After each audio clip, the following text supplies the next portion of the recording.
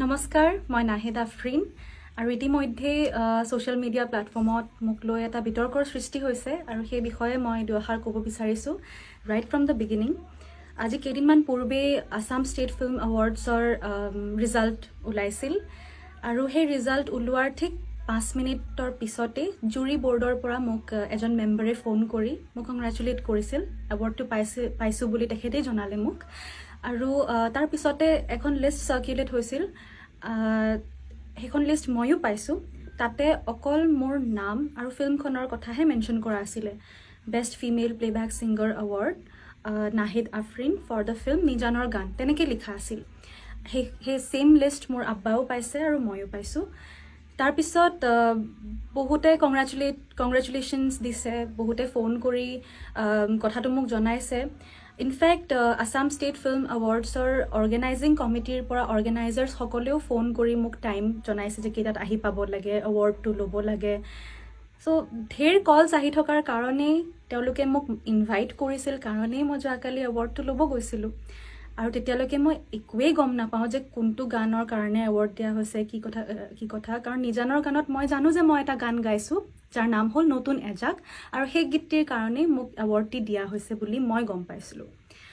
তো আজি অকস্মাতেই এইটো ৰিপাৰকাশ্যনৰ এটা সৃষ্টি হ'ল আৰু কিছুমানে নহয়, অলমষ্ট চবেই সেইটো কথাই কৈ আছে যে নাহিদে যেতিয়া এৱাৰ্ডটো ল'বলৈ গৈছিলে তেতিয়া তাই ন'টিচ নকৰিলে নেকি যে বেক চাইডে স্ক্ৰীণখনত গানটোৰ নাম ওলাই আছিল, নীলাতে লুকা ভাকু খেলা বুলি। চাওক, ফাৰ্ষ্ট অফ অল এংকাৰ্ছসকলে যেতিয়া মোৰ নাম আনাউন্স কৰিছে তেতিয়া মই তেওঁলোকে যি কৈ আছে সেইটো কথাত মন দি আছোঁ আৰু মই একেবাৰে কনচিয়াছ নিজকে লৈ হৈ আছোঁ, কাৰণ ইমান ক্ৰাউড আৰু ষ্টেজখনো ইমান ডাঙৰ।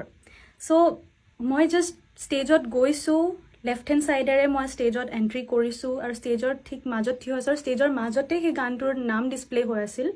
তো সেইটো চাই থকাটো সম্ভৱ নহয়।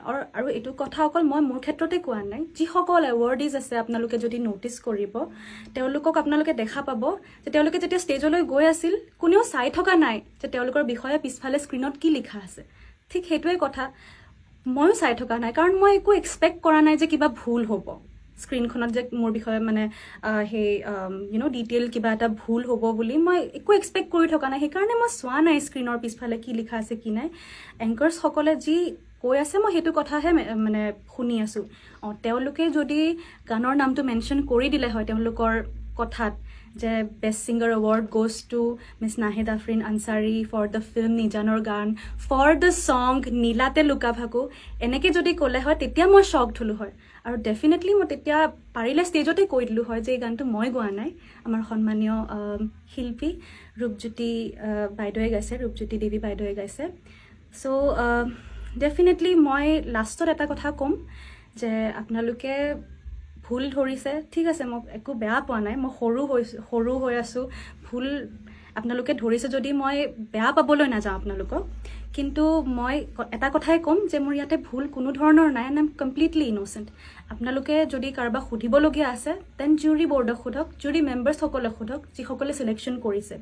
তেওঁলোকে মোৰ নাম নমিনেট কৰি মোক চিলেক্ট কৰিছে নে তেখেতৰ নাম নমিনেট কৰি তেখেতক চিলেক্ট কৰিছে এই গানটোৰ কাৰণে, সেইটো তেওঁলোকৰ পৰা ক্লেৰিফিকেশ্যন যদি আহে মই বেছি ভাল পাম।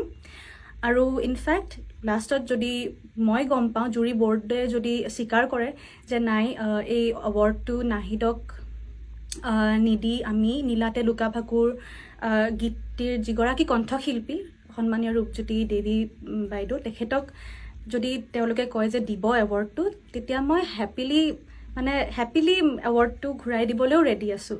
কাৰণ সেই একেটিয়া এৱাৰ্ড মই আগতেও পাই থৈছোঁ আৰু মই সেইটোক লৈ যথেষ্ট ছেটিছফাইড। আৰু মই লাষ্টত সেইটোৱে ভাবোঁ যে এৱাৰ্ডে কোনো মানুহক ডেছক্ৰাইব নকৰে, এৱাৰ্ডে মোৰ টেলেণ্ট বা মোৰ নলেজ কেতিয়াও ডেছক্ৰাইব নকৰে, মোৰ কামেই ডেছক্ৰাইব কৰি যাব। আজি এৱাৰ্ড এটা পোৱাৰ পাছত মই অহাকাইলৈ যদি গানেই বেয়াকৈ গাওঁ তেতিয়া লাভটো কি থাকিব। গতিকে আপোনালোকৰ আশীৰ্বাদ বিচাৰিছোঁ আৰু ছাপোৰ্ট বিচাৰিছোঁ। ধন্যবাদ।